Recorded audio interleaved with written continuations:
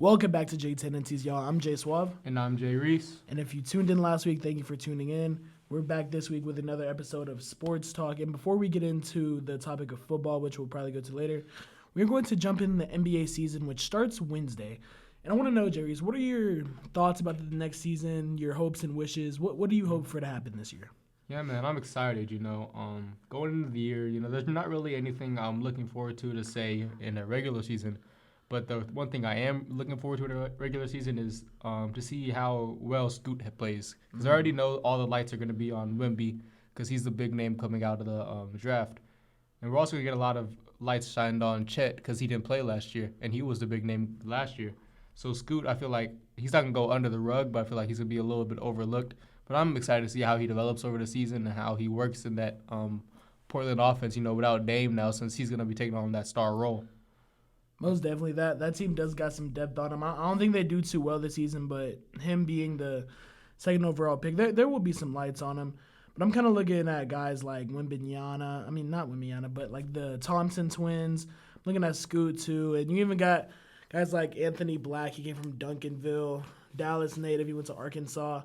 I wasn't even expecting him to go to the draft, but, I mean, he was nice. And then came out to the draft, got drafted to the Magic. And I'm looking at Cam Whitmore, too. Medical red flags kept him from being a top 10 pick, but the Rockets were willing to take the risk on a high upside prospect. So, I mean, he could struggle to see enough minutes on week one, but he's a name to monitor deep in the league. But let's get into your team. I know you're a Miami fan. What are you kind of thinking about them this year? You already know what I'm thinking about. I'm thinking about the chip. We went last year as the 8th seed. Hopefully, we did lose a lot of our key role players, but, we picked up a lot of good depth. We finally have a good, solid backup in Thomas Bryant, way better than Zeller and Dedmon were. We still have Kevin Love and Kyle Lowry, who are going to be really important veteran presences on our team. And then, we want obviously with a Dame in the trade, but, since we didn't get him, I still am a really high believer of Tyler Herro, even though, I did want to trade him away so he can get Dame. That's nothing against Tyler Herro, it's just that Dame is such an incredible player. Yeah. I was excited to get him on the team, which we should have, but, Portland was tripping. Even Dame knew he wasn't going to get traded there. He said that today. Man, Dame should have been a Miami Heat. That's like the fourth superstar in the past 2 years who wanted to be a Miami Heat, who didn't end up being with us. But one thing I really am hoping for is that Bam gets his first Defensive Player of the Year. I know you don't agree with this, but I think he's been snubbed, not every year, obviously, but I think in the last 4 years, he's always been in contention for Defensive Player of the Year because his ability to guard 1 through 5. And I think that this year should be his year to shine. I feel like he might have got robbed at least one of those years. Like out of the last 4 years being a contender, he should have definitely gotten it once. But I really think that this year he'll show people why he's been in contention the last couple of years and, get that Defensive Player of the Year, get that hardware for himself. Yeah, I mean, I'm not sure if I could agree for this year. I mean, the team just isn't the same, you feel me? Mm-hmm. So y'all lost key players. Y'all lost Gabe Vincent. Y'all lost Max Strus. And without replacing either player with Dame, y'all only have to rely on Tyler Herro. And, I mean, he only played one game in the playoffs last year with a broken wrist. But, I mean, whenever that's the guy you have to rely on, whenever you could have had Damian Lillard, you need to get other guys to step up like Caleb Martin. You got Nikola Jovic, Josh Richardson, and then you can't doubt Jimmy Butler, but he's not necessarily your regular season type of player. And you can't forget that rookie we got, Jaime Jaquez. Jaime Jaquez, I was excited when we got him in the draft because I don't look at a lot of college ball. But I did watch his highlights, and, he plays just like Jimmy. He said one of his biggest inspirations coming to the league was Jimmy Butler. So I'm excited to see how those two work together and see how he kind of develops underneath the Jimmy Butler, see how Jimmy Butler kind of mentors him as he becomes, a prominent player in the league. Yeah, most definitely. And I'm kind of excited to see how the shooting percentage goes for y'all this year, too. I mean, this past season, y'all shot, 35% from three, which is about 27th in the NBA. So I guess losing two of your best shooters, it might go down a lot, but maybe y'all won't shoot as many threes. But I'm going to go ahead and talk about my boys, the Celtics. Come on, don't play with my dogs. Another guy we wanted when Drew Holiday of course, went to another one of our rivals, the Boston Celtics, and I don't really have a problem with the players on the Celtics to be specific, but we've had that rivalry for a minute with the Heat and the Celtics, and I can't support the Celtics just because you're a Celtics fan. Wow. So that's not my fault, bro. Hey, it is your fault. You chose to be a Celtics fan. You chose to follow Tatum over there. So, bro, where else did he go? Hey, you could have went with someone else. Could have been a LeBron fan. A glorious king. Bro, I had to not do that after Tatum dunked on Bron back in 2018. That was the craziest thing. But I mean, I'm hoping this year that Boston finally gets over the hump. They were able to keep their core with Tatum and Jaylen Brown, and even added Drew Holiday and Porzingis. And I think just a lot of people kind of seen, oh, Damian Lillard's on the Bucks. They don't have as much defense. They just have more offense in general. But I mean, just seeing the Celtics, they got more depth on that team than the Bucks do, and I think they can definitely beat them just based off depth. Yeah, for sure. Two things that I want to say before we head into talking about the NFL in the past week and our topics for this week. The two things that I also want to see, if Miami doesn't win the chip, which, I'm not going to say they will or they won't, because, you can't really be for certain anymore, right? Like, it's really up in the air for anybody, because we're not in the same era where LeBron's going to 8 straight in the finals, and it's just LeBron and Golden State anymore. Yeah. So, talking about LeBron, I would like to see LeBron win a 5th ring. I know it's going to be difficult, in year 21, but, he's still playing like a top, 20, top 15 player in the league at, in his 21st season. So I'm excited to see what he's able to do this year, especially now he has better role players surrounding him. He got Gabe Davis. He got a good bench. Austin Reeves is coming into his own as a solid, I wouldn't say third option, but the third option on that team. And then I also want to see Paul George and Kawhi healthy playoff run, right? Because we haven't seen one of those. The only one we really saw was in the bubble. You know how that went. So I'm excited to see how those two work together because you already know I'm a big Paul George fan. And I'm excited to see him stay healthy throughout this year because I know I've listened to a lot of Podcast P, and he's been talking about getting back in the lab and getting back to work with Russ and seeing if James Harden goes over there. I'm going to see how that dynamic works out.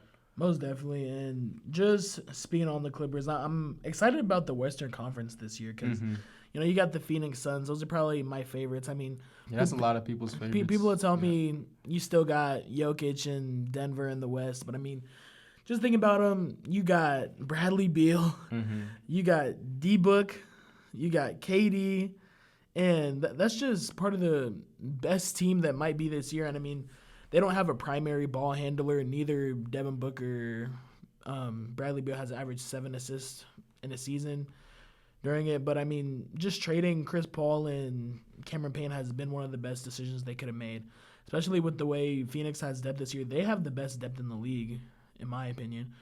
So I think Phoenix will definitely be up there this season. I feel like they could have beat the Nuggets in the playoffs last year. I mean, they lost in 6, but it was just an injury thing, I think, for the Suns. So most definitely that was pretty good for them. But speaking on that, that's all we have for the NBA. We're going to start getting into the NFL. Let's go ahead and get into our weekly recaps before we get too far into it. All right. All right. I'm going to let you go first because I know I'll go first.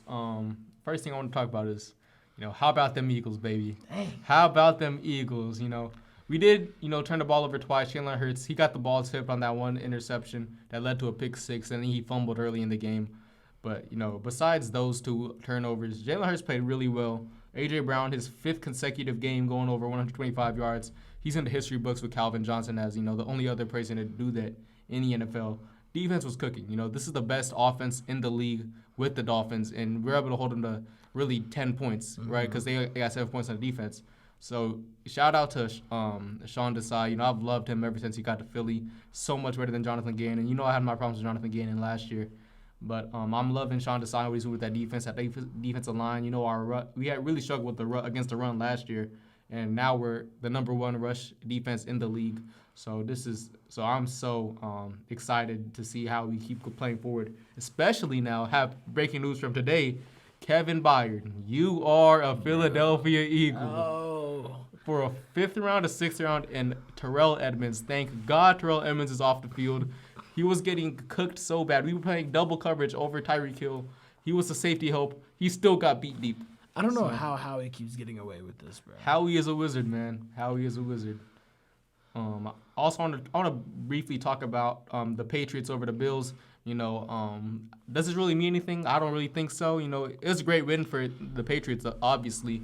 Mac Jones played really well. But I think that's just a testament to the Bills, still not being quite ready to go for a chip yet. They're still going to make a deep playoff push. You're still one of the top contenders in the AFC. But I don't think the Bills have enough to, I don't think Josh Allen is, quite yet, I would say, matured enough to take that team to the chip.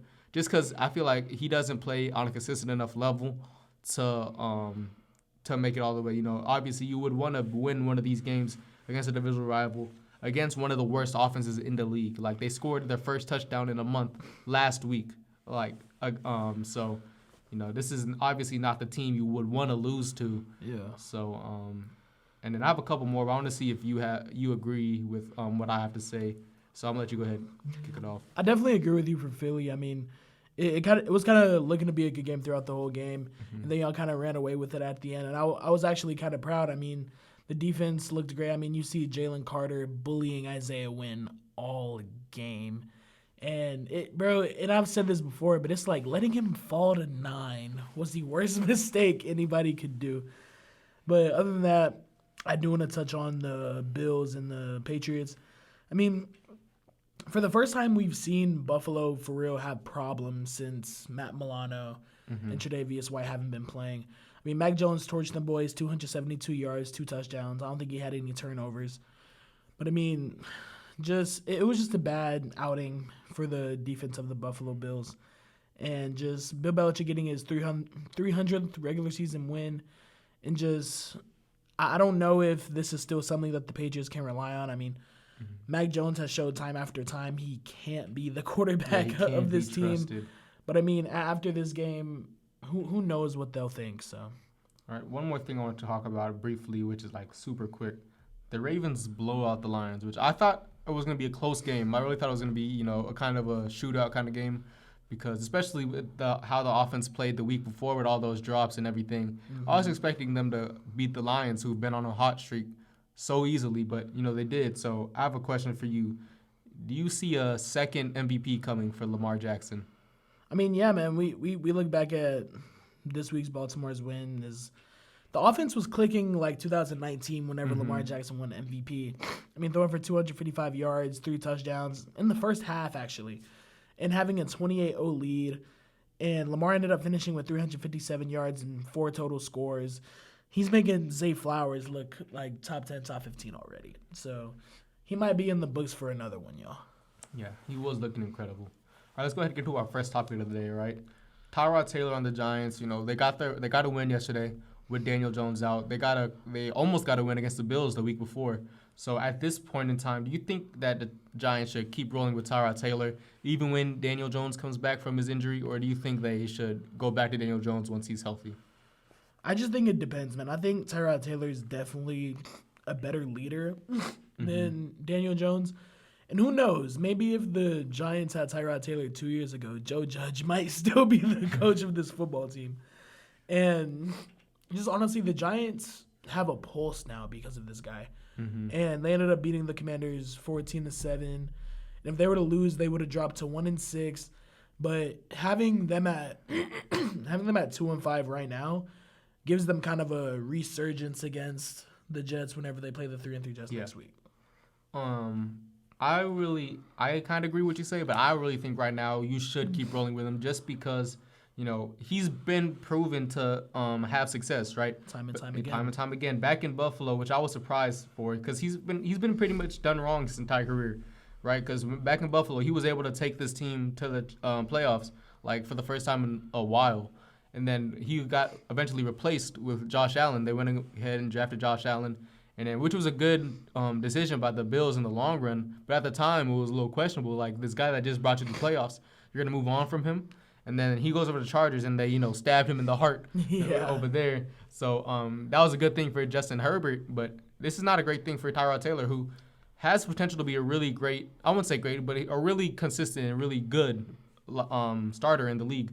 on the kin of Kirk Cousins. Not like he won't be a superstar on your team, but he'll be great enough to get the job done, and he'll have some standout performances for you. Like this week, he had 279 yards on 62 completions, 62% completion rate, 2 touchdowns, and 116.9 player rating, which is really great, right? He's 1-1 as a starter for the Giants and he almost beat the Bills, so he could have been 2-0 as a starter for the Giants. But then you look at Daniel Jones, who was paid like he's being paid $40 million a year now, and he was 1 of 5 this season as a starter. Tyrod Taylor had 2 touchdowns passing last week. Daniel Jones has 2 touchdowns in the air the whole season out of 6 games, which is embarrassing, right? They prioritize giving Daniel Jones a contract over Saquon Barkley, who has been proven to be, the heart of this team. If you have Saquon Barkley, then you're going to most likely, find success because Saquon Barkley is such one of the best running backs in the league. So prioritizing a quarterback who has, without Saquon Barkley, proven that he's not that guy, he won't get it done for you, and you pay him over the star running back of your team, the star player, I think it's just idiotic on the Giants' part. And now you're kind of seeing that you don't need Daniel Jones to succeed as a team. You can use Tyrod Taylor and have the same success or even better success. Most definitely. And just looking back at the game yesterday, in the first half at least, Tyrod Taylor was looking really decisive, making quick passes, especially knowing how good that Commanders' defensive line is. But he just kind of used that defensive line to his advantage and was able to even get Darren Waller really involved with the offense. I mean, he had 7 catches for 98 yards. And it's not like Daniel Jones where he's overthrowing a guy who's 6'8". So a big target like that should always be a quarterback's best friend. And even Tyrod Taylor's looking he looks a lot more comfortable than Daniel Jones, especially in a collapsing pocket. So whenever things like that happen, like there's no stats to gauge it. That's why you gotta watch the game. Yeah, sometimes you can contribute that to him being a veteran in the league, while Daniel Jones is still, what is this, his 4th season, 4th or 5th? He was drafted in 2019, I'm pretty sure. Okay, so it's about his 4th season. So you can give it up to Tyrod Taylor being more developed and more experienced in the NFL and against those, defensive lines. But at the same time, Daniel Jones is in his 4th season or his 5th season. So you would expect that he's had time to put it together by now. And the fact that he doesn't is just, I wouldn't say disappointing because I'm not a very big fan of Daniel Jones, but that's not but it's disappointing for the Giants, as in this is the guy who you want to be your franchise quarterback, who you drafted while Eli Manning was there so he could replace and take over the reins, and he's not able to do that. But yeah, most definitely. And just speaking on that, even whenever Daniel Jones has time to escape trouble, he wasn't just running away in a panic. He made off-schedule throws, terrible throws, and I mean, I kind of understand why. Throughout the 5 games he's played, he's been sacked 28 times. Yeah. Like, after getting a beating like that, what do you really expect? He's not comfortable anymore. But Tyrod Taylor didn't necessarily come with that baggage, and he reminded everyone how important he is to that offense and how important he is as a player. All right, and let's talk about some of the coaches in the league right now, right? Because, there's a lot of coaches in the league around this time of year that are on the hot seat. Before we get into all the coaches that we think are on the hot seat and who would be expected to be fired or might be moved on from during or after the season, who do you think will be the first coach to be fired during the NFL season? I think the first guy to be fired before Week 18, and the only guy I think this will happen to is Ron Rivera. I mean, I'm not going to go too deep into it because I think that's one of your guys, but most definitely he's one of the guys that they have a good team, but just the way the offense presents itself, the way the defense presents itself, it just, over the last few years, it hasn't looked good for him. And ever since leaving Carolina, he hasn't really brought anything to Washington besides energy whenever they win. Yeah. So I guess I've never seen another side of him since he left Carolina. Yeah, I totally agree. I also had Ron Rivera as my first coach to be fired this season.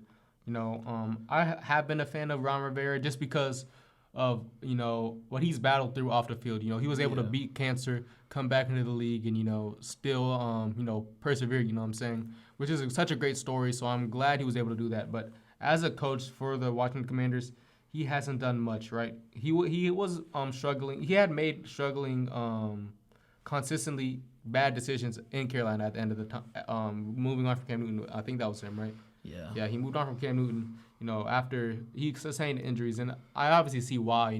Cam was regressing a little bit, which you saw when he got to the Patriots, right, in New England.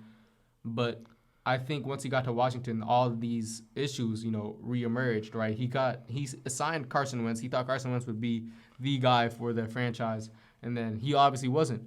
But then you got to a point where, Taylor Heineke was doing so great in the offense, and they're making a playoff push.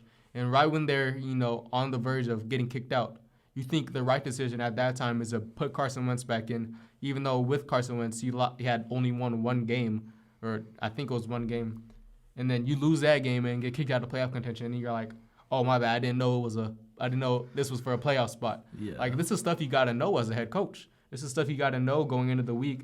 And even if not, you should know that you benched Carson Wentz for a reason. You have Taylor Heineke in there starting for a reason because he gets the offense rolling. He gets this team rolling. You had just seen this dude beat the Philadelphia Eagles, who looked really good at that time, because I think that was their first loss on the season was against Washington. Mm-hmm. So this year, like last week, he had lost to even though I just got done praising Tyrod Taylor, he lost to a backup quarterback in a divisional game where it was very winnable. Like the Giants only won 14-7, right? Your defense holds them to 14 points. You can go out there and score more touchdowns. You can go get more points. They kind of made a push at the end where it was a bad incompletion at the end, but just that shouldn't be your point to win the game. I mean, exactly. you in a game you got 60 minutes. Mm-hmm. So dropping 7 points in 60 minutes whenever you have caliber guys on that offense just shouldn't happen. Yeah, another coach that I want to say could be fired by the end of the season is Brandon Staley, right? I'm surprised he still has his job this year. I thought he was going to get fired at the end of last year. I did too, brother. So seeing now that their struggles continue, right? And then you don't have a great offensive coordinator, offensive-minded coach to get Justin Herbert over that hump, because after having 2 games where he's really struggled, you would want another coach to come in to, kind of build up Justin Herbert, because we saw his rookie year and the year after. This man is a really incredible player. He's such an incredible quarterback. He has such a talented arm, and you would want to build around him and, give him the best opportunity to win. And you have a coach that consistently doesn't put you in the best situation to win. So you would want to move on to him so you could develop this quarterback and build around this quarterback while he's still fresh and still has this great, really wide window to win you a Super Bowl. You know what I'm saying? And I don't think Brandon Staley will be that guy for them. Yeah, most definitely. And just Brandon Staley as a coach, he got hired back in 21. But there's no reason that you should have a defensive-minded guy, a head coach, and you have consistently the worst pass defense in the league. And I get that you signed J.C. Jackson, it didn't work out for you. But the Chargers have spent more than anybody in the league, more money on defense. And nothing has really changed. I mean, you got Khalil Mack getting 6 sacks in a game, but whenever your DBs can't do anything, whenever the linebackers are just best at rushing, it's not that proactive for anybody. And I honestly thought that they would have fired this guy after the Raiders game that they had, where they wanted to tie the game, but then Brandon Staley tried to play him. Yeah, so then they didn't get to the playoffs, and the Raiders went instead. Exactly, and he should have been fired after the Raiders game last year, but most definitely I think he'll be fired after Week 18. He definitely should have been fired after that Jaguars game, after letting up that mean comeback, which was insane, I do remember that, and it's not the same back whenever he was back at the Los Angeles Rams in 2020 being a defensive coordinator. He just doesn't look fit to be a head coach. I have a couple more dudes. The last one I feel like might be a little surprising, so I'm going to just go ahead with the first one, which is Arthur Smith. I don't see why he's struggling so much as he is in Atlanta. Even though he did win last week without Bijan, which was because Bijan was having headaches through the game. He didn't want to risk any injury or anything like that, which I respect for Bijan. But you have this guy who you draft with the fourth overall pick in Kyle Pitts, and he's such an electric player on offense, and you're not able to get him involved, and you choose a quarterback and you back a quarterback who isn't great. He can't get the ball out, and we've seen it time and time again. We saw it against Washington. Desmond Ritter's not that guy. We saw it against Jacksonville, and he's not that guy. We saw it last year. I'll say maybe because he was a rookie coming in and they wanted to give him a shot, so I won't blame it that. But you'll see this year that he's not that guy over and over again. But you still, you're still willing to rock with him. And Bijan can't do everything for this team, right? You need someone to throw the ball. Bijan might be able to throw the ball, but we won't know because all he's doing is running, breaking everybody's ankles, and making everybody, hit that stanky leg. But I think Arthur Smith isn't going to be fired during the season, but I won't be surprised if he gets fired at the end of the season. I'll disagree for now. But I'll definitely be surprised if he gets fired at the end of the season. I'm not gonna say he's a great coach, but getting this team 13 wins in the last 2 years has been one of the things that they haven't necessarily been able to do in a minute. And I get he has talent on that team, but a guy like Desmond Ridder, you can't really work with him, and that sucks, because I really liked him at Cincinnati, but it's just not really working out in Atlanta for him. And I mean, you got Bijan.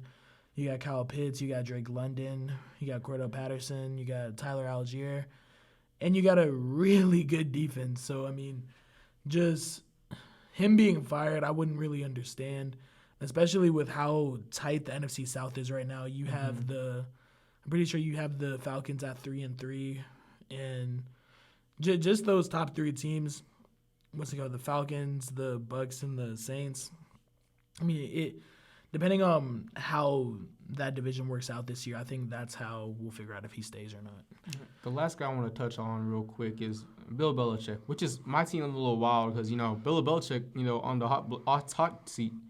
But, that team hasn't looked great ever since Tom Brady left. And, they did make a playoff push with Mac Jones in his rookie year, which was really great. But they haven't been able to maintain any of that same success at all.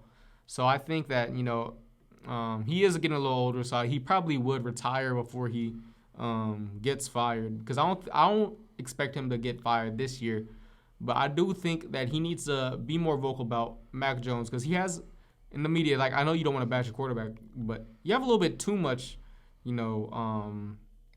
praise for Mac Jones. You know what I'm saying? Mac Jones, it's not Mac Jones' fault. Yeah, it is Mac Jones' fault, right? We've seen him struggle against. It was the second week of what's his name?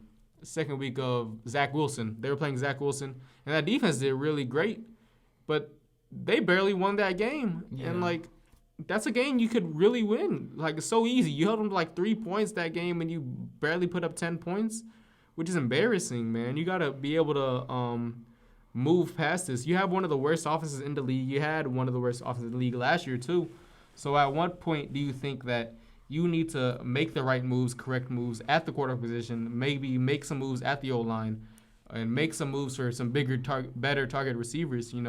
He had one of the best receivers on the team for the last few years, Jacoby Myers, and you don't pay him just to pay Juju Smith-Schuster the same amount of money, which is crazy. So if he's not fired as the coach, which I don't expect, because if you asked me last year if Bill Belichick's ever going to get fired, I would have said 100% not. Yeah, you're crazy. But now, I wouldn't be surprised. But at least if he keeps his job, remove him as a general manager so they can make moves for these better players. Yeah, and I didn't really go too much into Bill Belichick, but one of my guys that I could definitely see getting fired that people might not see, or something that fans of this team might think, I think Kevin O'Connell gets fired after this year. And I know the Vikings, they had a 13-4 finish to the season in 2022, first round exit to the New York Giants, but this year they started off 2-4. I don't believe they win tonight against the San Francisco 49ers, so they're going to start off 2-5. And just perhaps Minnesota wants to let O'Connell tear things down and build it with a hand-picked QB. I know the last few years people have always been like, oh my God, let's take a quarterback, or let's take this guy, let's take that guy. But the way 2022 ended and how 2023 began, it just doesn't give much confidence if they don't have a dramatic turnaround. And it's not looking that way with Justin Jefferson on IR. And there's talks of him being on the trade block, which won't happen, but like with talks like that, that just already screams rebuild and new coach. So, All right, let's go into one thing that you were excited for going into this episode, and that's bad officiating, right? brother. I want you to go ahead and start it off. Do you think the refs are getting too much of an impact on the game, and do you think that they should be, not if not fined, should be punished for making some of these bad calls that cost players these games, or having these calls that affect the game drastically? Yeah, I mean, I definitely think they should be punished. I just don't know with what, because in general, this was just a disastrous week for NFL referees. And we all thought it was bad last week, and it got even worse this week. But, I mean, refs are going to miss calls. Nobody's perfect. That's part of the gig. But, however, whenever games are being determined because of the refs, that's a major, major issue. And something needs to be done with the refs favoring these outcomes. So, just even to name one game, and the Steelers and the Rams, 24-17 with 2:24 remaining. 4th and 1, Kenny Pickett, QB sneak.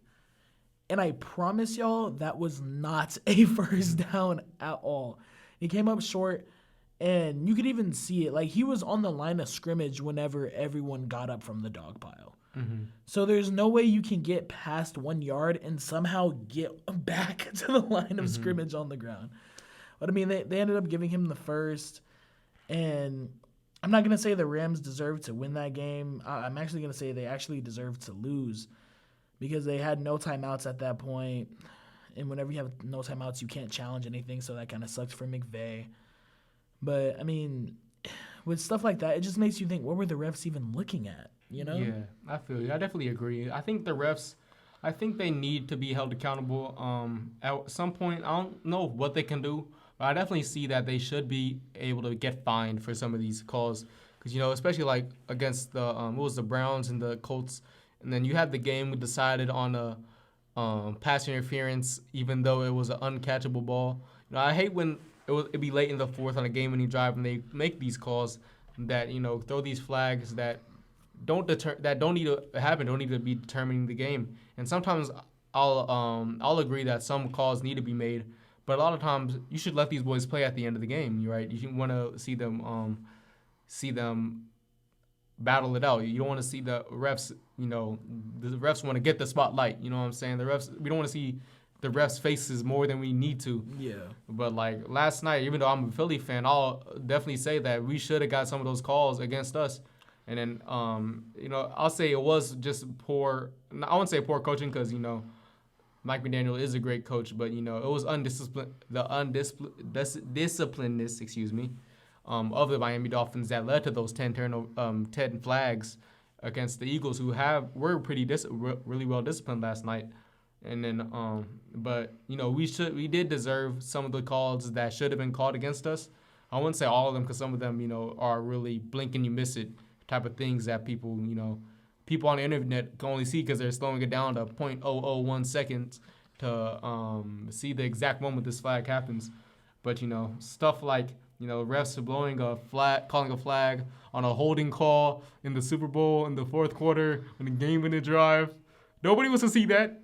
I'm not saying the Eagles would have won that, but, that's not something that should determine the game. I'd rather see Patrick Mahomes. I would have felt better if Patrick Mahomes just straight up, threw a touchdown or something like that and won the game himself than, a ref making it so we have no time at the end of the game. So I really think that refs need to be better, and the NFL should be able to hold these refs accountable for what they're doing.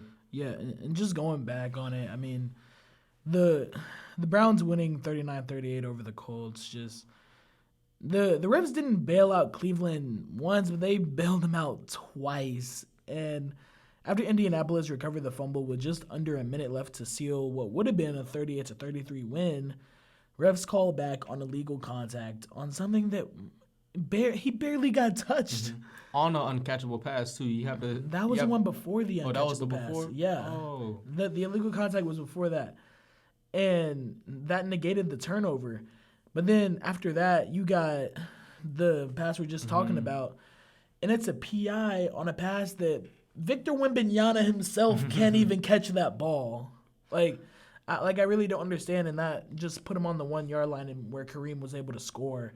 And even talking about Philly, I get y'all are a well-disciplined team, but whenever it's 10 penalties and y'all have 0, yeah, then it's like maybe it's looking really fishy at that point. It looks fishy and it looks like a pattern, especially whenever you see clear things like the face mask on Bradbury, and it was just. There were just a lot of penalties that the Eagles were committing. It was clear. And again, it just makes you think, what were the refs thinking? And the only times we would get flagged, it'd always be offsetting penalties. So we would have. So if there were no offsetting penalties, it'd probably be like 14-4.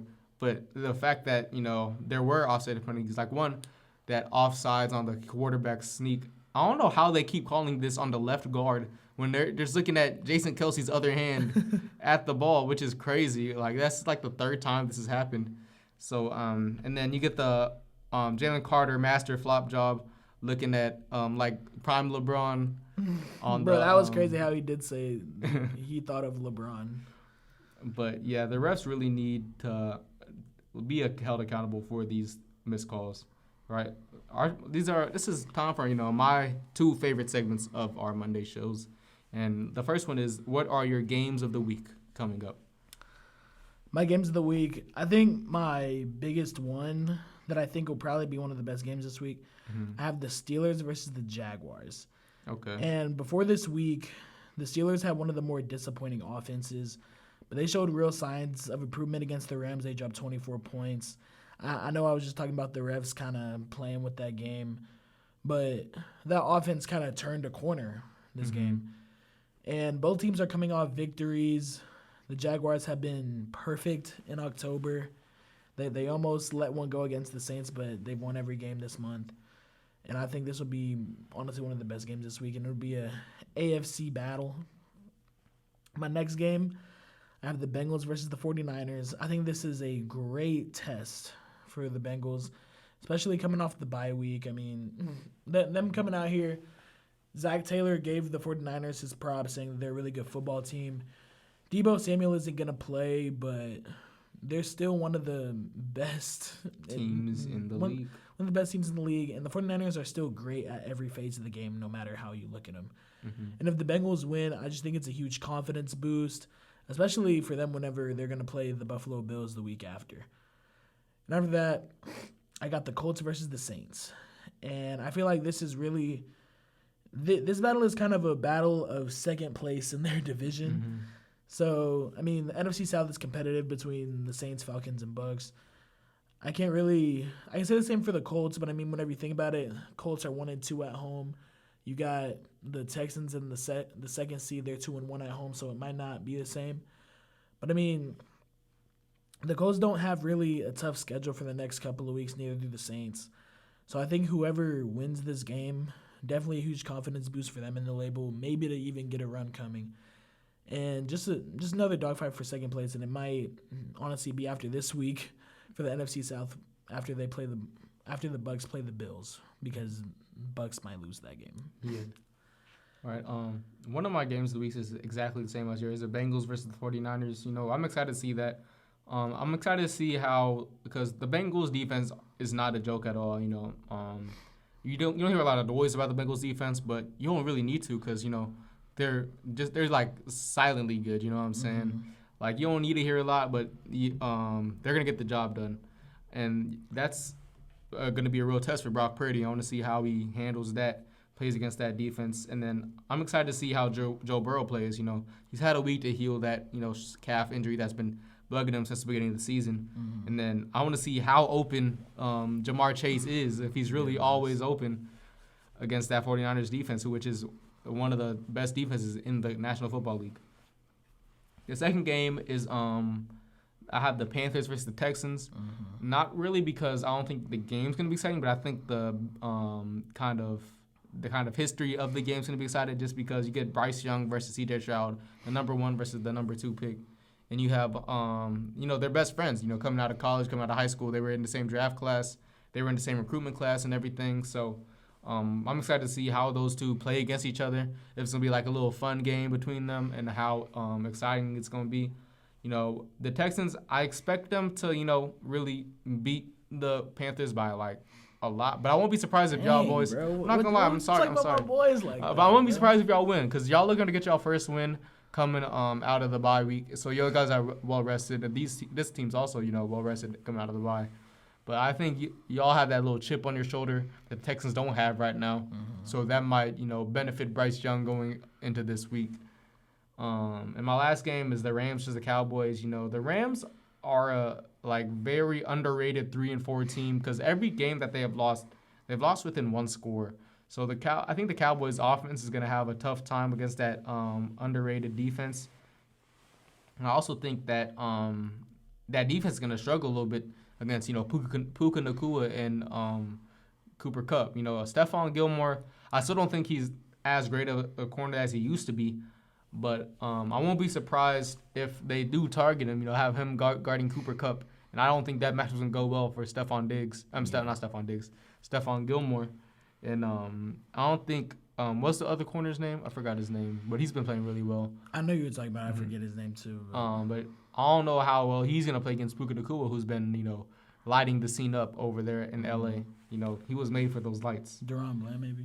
Yeah, I think that's what it is. But he's been good, man. Definitely been underrated since Trayvon Diggs got injured, and one of the best corners in the league. All right. Let's go ahead and get into our top 5 teams. All right. I'm gonna let you go ahead and go first again. Yeah, man. I mean, who else could I put at 1? I mean, I'm pretty sure it was my same one as last week. I got the Kansas City Chiefs at number 1. They've won 6 in a row, and it's hard to believe. I was questioning their passing offense whenever they didn't have necessarily a number 1. But I mean, they got Rashee Rice. But does it really matter whenever you have Patrick Mahomes and Travis Kelce at the same time? Even whenever the wide receiver committee's regressing, just the Super Bowl champs had their best game so far against the Chargers. And second of all, I'm gonna put the Philadelphia Eagles, and and I mean we're close to midseason, so y'all are exactly where y'all want to be right now. 6-1. Y'all still got some healthy guys on the offense, which is good. I mean, y'all got the brotherly shove working every time. It's only not worked 3 times in the past 2 years. Hey, it's 85% this year, so don't say it's unstoppable. You just got to be able to stop it. But yeah, man, the defense is looking good. Y'all just got Kevin Byard. At number 3, I'm going to put the San Francisco 49ers. They haven't really given me a reason not to believe in them. They're going to play tonight. Hopefully they won't give me a reason not to believe in them. But they need to kind of get through their big offensive injuries around Brock Purdy. I mean, Christian McCaffrey with his oblique and Deebo Samuel not playing. But I think they still have plenty of guys who can work in the run game. And the special teams they have is honestly one of the most underrated special teams unit in the league. And 4th, I have the Baltimore Ravens. And just they've been able to unleash their passing game over this past week. Winning 38-6 over a Detroit Lions team, which I called it last week. I said that whoever loses this game might not be in my top 5 depending on how it goes. And Lamar Jackson and the Baltimore Ravens really planned it out and made it to where they're legit. And the defense also soared in this game, and they came to play. And at number 5, I'm gonna end up putting the Jacksonville Jaguars. Okay. And I say that because they're 5-2 in these 7 weeks. Trevor Lawrence has kind of pushed through everything with his knee injury. Travis Etienne has been great. The defense makes big plays at critical times. And the Jaguars are kind of ascending in the AFC right now at the time. And it didn't really look like that in the beginning of the season. But they're making a push at the right time. And I know I left out teams like the Miami Dolphins, but and I hate to have them drop so low. But at the same time, you gotta do your thinking, man. You realize that all of the Dolphins wins, it's been the Patriots, Broncos, Giants, Panthers, Chargers. The Chargers look mediocre, so I don't really want to hear anything about that. But I mean, they failed on the road again against Super Bowl contenders. They've lost to the Bills. The Bills put 48 on them. Then they ended up losing to Philly. Philly put 31 on them, and they only dropped 17. And the offense for Miami just looks slow and witted. I mean, the Lions too. I know I forgot them. I not necessarily forgot them, but didn't put them in there. But they couldn't handle the dual threat of Lamar Jackson. But for the Lions, this is a kind of game where you just play bad. You need to take that game, throw it out the window. So I'm not gonna say the Lions can't be back in that top 5, but the Ravens are just legit, man. I mean, just thinking that offense was unstoppable last week. So what more could you really do? Yeah. So you got it. All right, I'm gonna channel my inner Stephen A. with his A-list. A little yee. All right, I got number 5. I still have my Miami in my top 5. They dropped a lot from that number 1 spot last week to number 5, but with those injuries to the offensive line, Tua's definitely getting hit a lot more than he wants to now. And you saw it last week. Even though we do have one of the better pass rushers in the league in Philadelphia, Tua was making those great throws, those timely throws into those pockets, before the receivers get there. But it's just that only being able to put up 10 points as an offense against a contender is not what you want to see as a contender yourself, right? Yeah. You want to be able to hold your own, and I think they're going to be able to, get those defensive pieces for those contenders back in a couple of weeks. You're going to get Xavier Howard back, who was injured this week. Jalen Ramsey's making his return, his debut in Miami in a couple weeks. So, you'll have these key pieces back in your secondary coming back. So you won't get, A.J. Brown dropping another 137 yards on you again. Maybe he will, because, A.J. Brown is looking like a top 3 receiver right now, if I'm not mistaken, with Justin Jefferson out. Definitely been one of the more exciting receivers in the past couple of years. Yeah. So I do think they're still top 5 worthy, but they do have to figure their stuff out right now. Yeah. Number 4, I have the Niners. I still have them in about the same spot as I did last week, just because they didn't play yet today. Since we're recording this on a Monday, we haven't seen them play. So I still think that they do have one of the best teams in the league, one of the better constructed teams in the league. That defense is still legit. I don't think anybody is doubting that defense, but what we're really doubting right now is that offense without Debo and Christian McCaffrey. Christian McCaffrey is going to be playing tonight on Monday Night Football, but we don't know how limited he's going to be because he does have that injury. And then Debo Samuel's out for the next couple of weeks, so it's going to be interesting to see how will Brock Purdy persevere through those injuries, through losing those weapons that he needs to succeed in this offense. And he's probably going to have to rely a lot on Brandon Ayuk and George Kittle in these next couple weeks. So hopefully Brock Purdy will show people that he's still, worthy of being talked about as one of those top quarterbacks in the league and not just, Mac Jones with weapons. Yeah. At number 3, I have the Ravens. Like we were talking about, their offense looked great. Their defense played great. The defense we didn't talk about a lot, but they held that Lions offense, which has been rolling for the whole season, to only 6 points, which is a hats off to the defense. So Lamar Jackson is looking like an MVP candidate right now, looking incredible, looking electric as always. And hopefully he can stay healthy. He does have that problem with his injuries because he's dynamic. He runs and throws, so that's always going to take a toll on somebody's body. So hopefully they can keep this up. But the Ravens, man, looking nice. And I wouldn't be surprised if we'd see them in the Super Bowl instead of the Kansas City Chiefs. But I can't say that right now because I have the Chiefs at number 2, right? The Chiefs, that offense is what happened with the offense yesterday, is what I expected to see from the offense the whole season, right? Yeah. High scoring, Travis Kelce getting loose in the open field. Pause. You have Patrick Mahomes slinging that rock. Mecole Hardman came back, and he had more touches than he had in the entire Jets season so far in one game. he had one reception as a Jet. He had like 2, 3 some touches this week. And I just think that offense was really moving, and now with that defense, that's already looking really good, like a top 5 defense in the league. The Chiefs are gonna show you, put some respect on their name. I heard y'all was doubting us, so let's go ahead and get back up there. But I can't put y'all over my boys. You already know I got Philly at number 1. Look what we just did to the best offense in the league, right?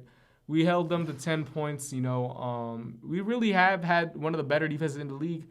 And then last week we should have won. We only held the offense to like 14 points within like the whole game until like the very end when they got that interception against Jalen Hurts and brought it back all the way to the 5. So we had to let them score so we could try to go down the field and score.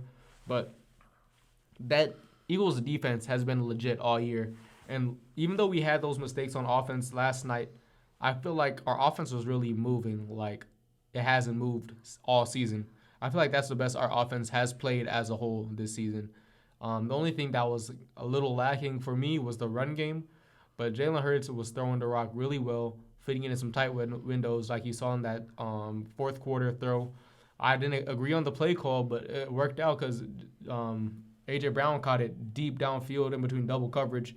And Jalen Hurts threw it while getting hit into a tight window, which, I love to see. I don't love seeing him get hit. I love seeing him being able to make those throws under pressure. So I think going forward, continuing to build upon this process, like Jalen Hurts likes to say, they have a certain standard they want to play to, and they still haven't feel like they play to their standard yet. So not being able to play to that standard that Jalen Hurts has gotten used to and still be able to beat a really good team by 31 points. Not by 30 points, but with 31 points, and their defense holding the best offense in the league to 10 points. I want to see how well this team will be, how great this team will be once they're finally playing at their standard. Yeah, and y'all are finally getting to that stretch where y'all start playing really good teams in the mid season. Mm-hmm. So we'll definitely see how y'all fare out. Y'all might fare out against the 49ers pretty well. They're not gonna have Debo. I'm not thinking. I think they'll have Debo that week. I think that'll be after the bye, so he'll have time to heal. I hope they have Debo just so I don't have to hear the 49er fans saying, you guys are lucky we didn't have Debo. Even though Debo last year ain't do nothing. They can, if there was people saying that, they're just wrong. Because if anything, Debo's not even wide receiver 1 on that team. It's Ayuk. Debo Samuel might be the best athletic receiver on that receiving core, but Brandon Ayuk definitely has a beat with the route running in the hands and everything like that. Yeah. So we're coming to the end of our episode. So I just want to say again, thank you guys for tuning in. Sports every Monday, and then next Monday we'll be talking about sports again. So you won't get to see us on Halloween. So we'll have a very special Halloween episode coming for y'all on Thursday, guys. Yeah, most definitely. Thank y'all for tuning in. Thank you for staying with us. And this is your first time. Thank you. And we hope to see y'all next week. All right, see you guys later.